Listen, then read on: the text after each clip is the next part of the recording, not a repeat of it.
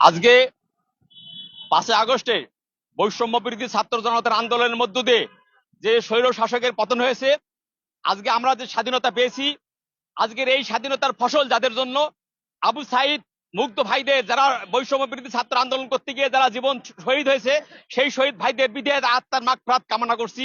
আজকের এই দিন আজকে আনন্দের দিন।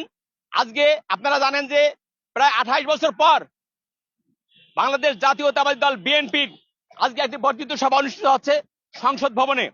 আজকের এই অধিবেশনে আপনার বাংলাদেশ জাতীয়তাবাদী দলের তারুণ্যের অহংকার ভারপ্রাপ্ত চেয়ারম্যান জনাব তারেক রহমান সরাসরি বক্তব্য রাখবেন।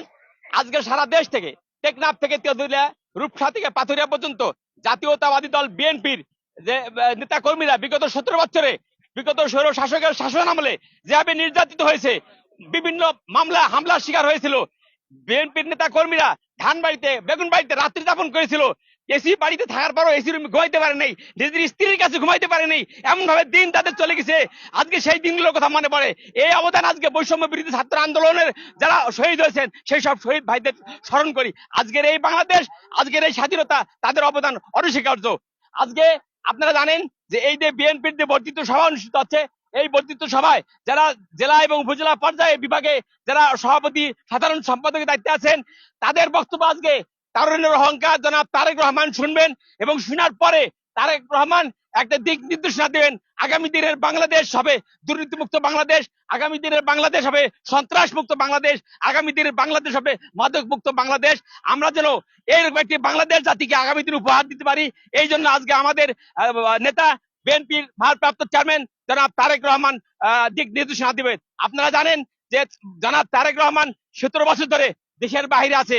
বাইরে থাকার পরও আপনারা জানেন যে বৈষম্য বিরোধী ছাত্র জনতার আন্দোলন যেদিন শুরু হয়, তারেক রহমান সেখান থেকে ছাত্রদল, যুবদল, স্বেচ্ছাসেবক দল, অঙ্গ সংগঠনের নেতা কর্মীকে দিক নির্দেশনা দিয়েছিলেন কোথায় থেকে কোন মিছিলে অংশগ্রহণ করতে হবে।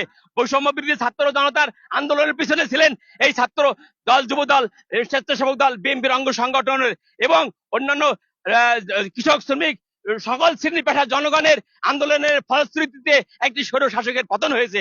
আজকের এই স্বাধীনতা, আজকে আমাদের এই অহংকার।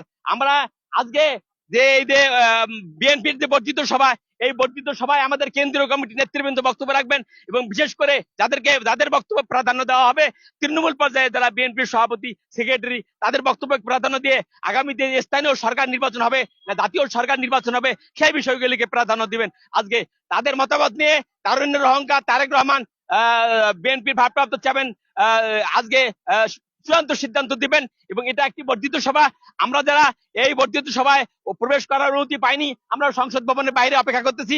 আমরা অপেক্ষা করতেছি যে আজকের এই গুরুত্বপূর্ণ বর্ধিত সভায় আগামী দিনে বাংলাদেশ বিনির্মাণ কিভাবে সেই সিদ্ধান্ত হবে। এই সিদ্ধান্ত অপেক্ষায় আমরা থাকলাম। জনাব তারেক রহমান যে 17 বছর ধরে দেশের বাইরে থেকেও বাংলাদেশ জাতীয়তাবাদী দলকে সংগঠিত রেখেছে এবং টেকনাফ থেকে তেঁতুলিয়া, রূপসা থেকে পাথুরিয়া 68,000 গ্রামে এমন কোন বাড়ি নেই যেখানে ছাত্র দলের কর্মী নেই, এমন কোন ঘর নেই যেখানে বিএনপির কর্মী নেই।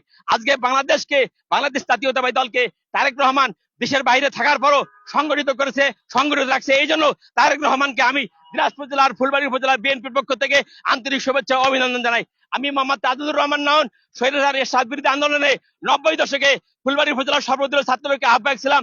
আমিও সেই সময় স্বৈরাচারের অনেক ঘাত প্রতিঘাত সহ্য করেছি। তারপরও সেই সময়ে প্রত্যেকটি কর্মসূচিতে রাজপথে আমার ছিল অগ্রণী ভূমিকা। রাজপথে কখনো আমি পিছপা হয়নি।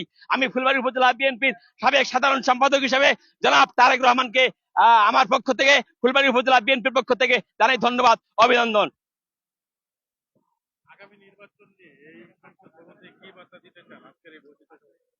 আমরা মনে করি যে একটি যদি গণতান্ত্রিক সরকার যদি প্রতিষ্ঠিত হয়, তাহলে এ দেশে যে এই যে আপনারা জানেন যে আইন শৃঙ্খলা পরিস্থিতির একটু হলেও অবনতি হয়েছে।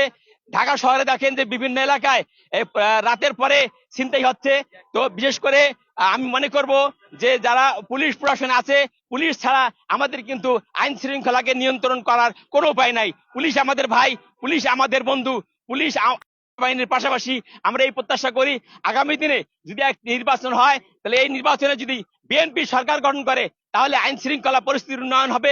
মানুষ নির্বিঘ্নে, একজন ব্যবসায়ী যে কোনো সময় রাতে তার ব্যবসা প্রতিষ্ঠান থেকে বাড়ি যেতে পারবে নির্বিঘ্নে। আইন শৃঙ্খলা পরিস্থিতি দুর্নীতি মুক্ত হবে, সন্ত্রাস মুক্ত হবে।